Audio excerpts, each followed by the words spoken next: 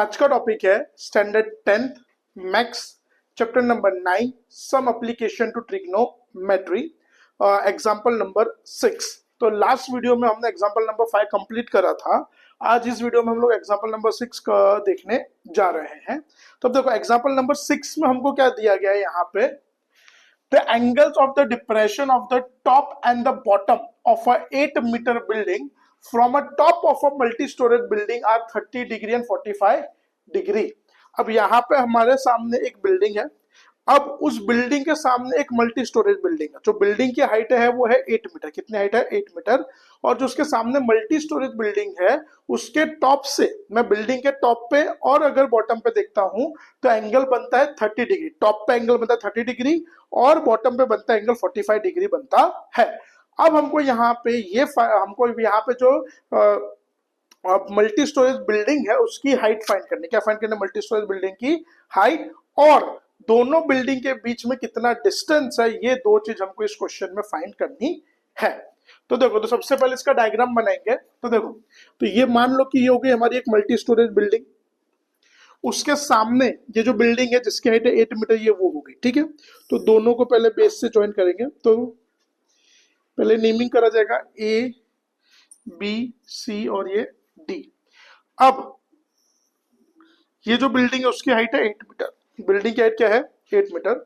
Tower के top पे से एंगल ऑफ डिप्रेशन, तो जैसे मैंने पहले भी बताया कि अगर कभी भी एंगल ऑफ डिप्रेशन होगा तो हमको हमेशा नॉर्मल आईसाइड बनाने की, क्या बनाने की? हमको हमेशा नॉर्मल आईसाइड। तो यहाँ पे से उसके टॉप पे एंगल ऑफ डिप्रेशन कितना है? 30 डिग्री। और वही पॉइंट पे से उसके बॉटम पे एंगल ऑफ डिप्रेशन कितना है? 45 डिग्री। कितना है एंगल ऑफ डिप्रेशन? 45 डिग्री। अब ये हो गया हमारा 30, ये हो गया हमारा 45। अब हमको इसके हेल्प से बेटा ये पूरे ए बी की हाइट फाइंड करनी है और साथ ही साथ BC की भी लेंथ फाइंड करनी है। तो सबसे पहले हम लोग इसका डिस्क्रिप्शन लिखेंगे। तो डिस्क्रिप्शन में क्या आएगा? Here AB is a height of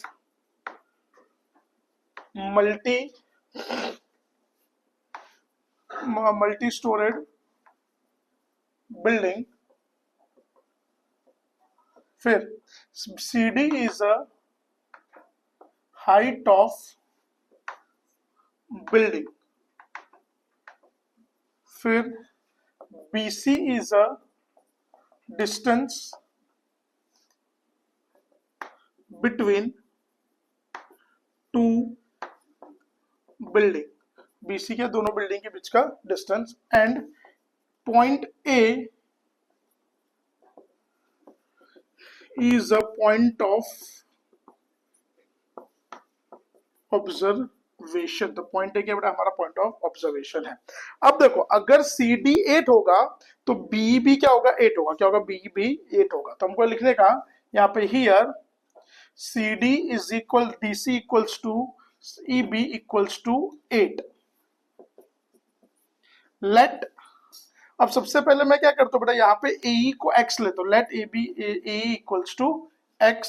then अब ये पूरा इसको x लेते हैं, ये पूरा AB क्या हो जाएगा? x plus 8। पूरा AB क्या होगा? x plus 8। अब हम लोग 1 बाय 1 इसको फाइंड करेंगे। और ऑल्सो, और यहाँ पे एक और चीज क्या होगा बेटा? ED will be equal to BC। ED और BC भी इक्वल होता है।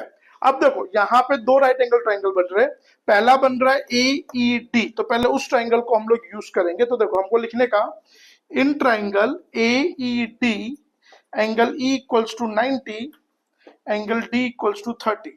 10 का रेशियो अप्लाई करेंगे तो 10 theta opposite upon adjacent. Angle कहाँ पे बन रहा है? D पे। तो यहाँ पे D का अपोजिट क्या है? AE। एडजेसेंट क्या है उसका? ED। अब D पे एंगल कितना है? 30। तो 10 30, इसका वैल्यू है x अपॉन ED। 10 30 की वैल्यू क्या होती है? 1/√3 equals to x upon ED। Therefore ED equals to √3x। ये होगा हमारा इक्वेशन नंबर 1। तो चलो, ED हमको क्या मिला? √3x मिला, बराबर। अब वैसे ही मैं ट्राइंगल लूंगा ABC। कौन सा ट्राइंगल लेंगे हम लोग? ABC। तो in triangle ABC angle B equals to 90, C equals to 45। अब वापस वही 10 का फॉर्मूला। तो 10 theta opposite upon adjacent. Angle कहाँ पे बन रहा है? सी पे, तो सी का अपोजिट क्या है? ए बी, एडजेसेंट क्या है? B C. अब सी पे एंगल कितना है? 45, ए बी की वैल्यू क्या है? x प्लस 8, बी सी की वैल्यू क्या है हमको चाहिए। अब अगर आप लोग टेबल में ध्यान दोगे तो 1045 की वैल्यू क्या होती है? 1। तो यहाँ पे 1045 का मतलब क्या लिखेंगे? 1, 8 upon B C, therefore B C is equals to x plus 8। तो चलो ये बी सी की वैल्यू मिली x प्लस 8। अब देखो हमने यहाँ पे पहले से ही प्रूफ करा है कि ईडी और बीसी इक्वल है, तो दोनों को हम लोग कंपेयर करेंगे। ये होगा हमारा इक्वेशन नंबर 2। तो फ्रॉम रिजल्ट 1 एंड 2, तो ED is equals to BC, तो √3x equals to x plus 8। अब सिंपली प्लस x आएगा तो माइनस, अब ये दोनों में से x कॉमन, क्या बचेगा? √3 माइनस 1 इक्वल्स टू 8। अब हमको यहाँ पे इन पर्टिकुलर x की वैल्यू चाहिए, तो सबसे पहले यहाँ पे जो x को है वो सब्जेक्ट बनाएंगे, तो √3 माइनस 1 जो मल्टीप्लाई में वो कहाँ जगह? नीचे डिवाइड में। So therefore x equals to 8 upon √3 minus 1। अब इसका कॉन्जुगेट माइनस है तो प्लस से मल्टीप्लाई, प्लस से डिवाइड, 8 इंटू √3 प्लस 1। अब नीचे देखो, एक बार प्लस एक बार, तो √3 था स्क्वायर माइनस 1 था स्क्वायर, तो √3 का स्क्वायर क्या होता है? 3, 1 का स्क्वायर 1, तो 3 माइनस 1 यानी 2, तो यहाँ पे 2, ये 1 और ये 4 सा, therefore x equals to 4 into √3 plus 1। तो चलो ये किसकी वैल्यू मिली? x की वैल्यू मिली। अब हमको यहाँ पे दो चीज फाइंड करनी है। क्या फाइंड करनी है? Height of a multi storage building, और हाइट क्या है उसकी? ए बी, और दूसरा क्या बोला है हमको? B C. ये दो चीज फाइंड करनी है। तो यहाँ पे मैं लिख सकता हूँ ए बी की वैल्यू क्या है? x plus 8। अब x की वैल्यू क्या है हमारे पास? x की वैल्यू है 4 इंटू √3 प्लस 1 प्लस 8, तो 4 इंटू √3, 4√3, 4 1 जा 4, 4 प्लस, और ये 8 एज इट इज, 4 प्लस 8 तो 12, तो 4√3 प्लस 12।